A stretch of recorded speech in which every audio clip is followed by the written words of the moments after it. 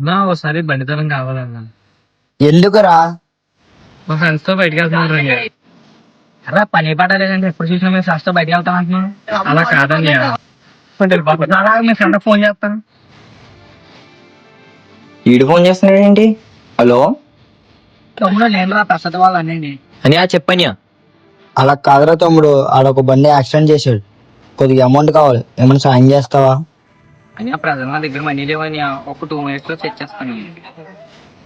Hello అరే మామా, మా ఫ్రెండ్కి యాక్సిడెంట్ అయిందిరా.